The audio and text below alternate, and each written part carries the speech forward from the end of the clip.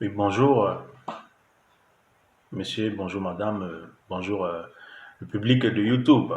C'est un honneur pour moi de m'exprimer en ce matin vers vous, afin de partager un message très court, un message qui a renouvelé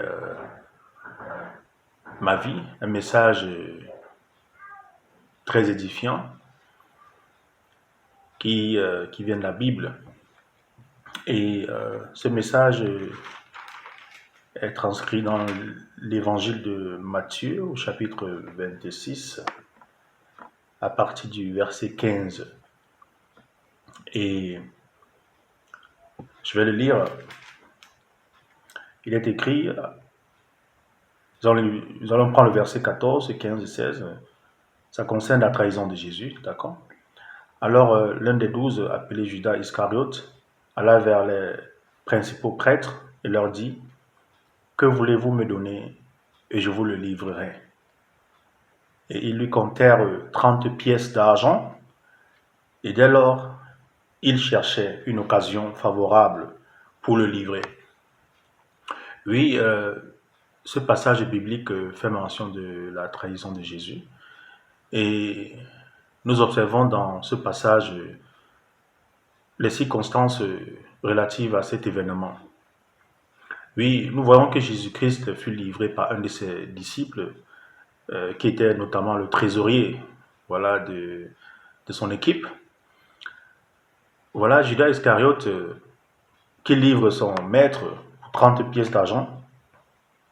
Et ces 30 pièces d'argent, si nous voulons correspondre à la valeur actuelle de notre, au fait, de notre monde actuel, la valeur actuelle en espèces, au fait, hein, si nous voulons convertir en euros ou en dollars américains, ces 30 pièces d'argent correspondraient à peu près, disons, 59 voire 60 dollars américains. Voilà. C'est la valeur pour laquelle Judas a trahi son maître. Est-ce qu'il aimait l'argent plus que Dieu? Est-ce qu'il voulait accomplir les Écritures en le faisant? Est-ce que Judas haïssait Jésus-Christ de tout son cœur avant de le trahir pour quelques pièces d'argent? Ça, nous ne le savons pas. Parce que nul ne connaît le cœur si ce n'est Dieu, le créateur de toute vie. Et nous ne pouvons pas juger. Le plus important ici, mes frères et sœurs, c'est de comprendre le message central, au fait. Nous ne sommes pas là pour juger Judas, mais pour nous remettre en question par rapport à l'importance que nous accordons à Jésus-Christ, le Fils de Dieu. Jésus-Christ est mort pour l'humanité tout entière. Il a versé son sang pour la rédemption des péchés et afin de nous réconcilier avec Dieu le Père. Il est venu dans ce monde. Oui, Jésus est mort pour toi, Jésus-Christ est mort pour moi, Jésus-Christ est mort pour nous tous. Et j'aimerais aujourd'hui te faire comprendre que le salut, c'est quelque chose de gratuit, d'accord? La vie éternelle, elle est gratuite. Le pardon des péchés, c'est un don de Dieu, au fait, hein, que tu peux recevoir par la foi. La vie éternelle, c'est un don de Dieu. Jésus-Christ même, c'est le Fils de Dieu, c'est l'agneau de Dieu qui ôte le péché du monde. D'accord? Ce n'est pas un agneau qu'on peut acheter au marché pour 30 pièces d'argent. Ce n'est pas un agneau quelconque. Jésus-Christ n'est pas un esclave. Jésus-Christ n'est pas un objet. Vous voyez, de nos jours, il y a plusieurs personnes qui portent des chaînes, voilà, des chaînes religieuses autour de leur cou, où il y a une croix, où tu vois Jésus-Christ. Voilà, ce n'est pas Jésus-Christ, mais ce n'est qu'un, disons, un symbole. Et ils achètent, voilà, ces chaînes à un grand prix. Ils leur portent tout le coup. Il y en a qui vont en Israël acheter des monuments. Il y en a qui voilà, font des sculptures de Jésus-Christ et tout, et qui adorent même des statues. Ça, ce n'est pas Jésus-Christ, mon frère, ma soeur. Jésus-Christ, c'est le Fils de Dieu. D'accord? C'est une personne.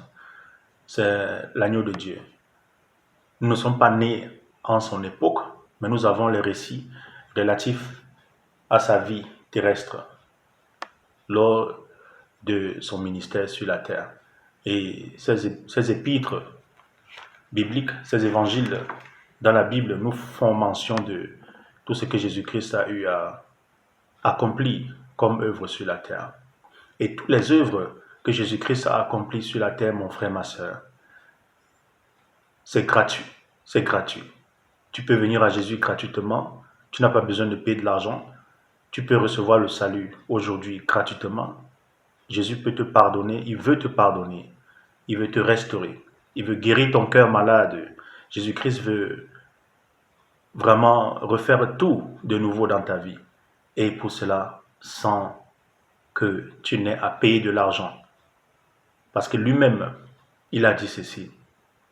Dans le livre d'Ésaïe, il a dit, venez-vous tous, que ceux qui ont soif prennent de l'eau gratuitement et la boivent. Voyez.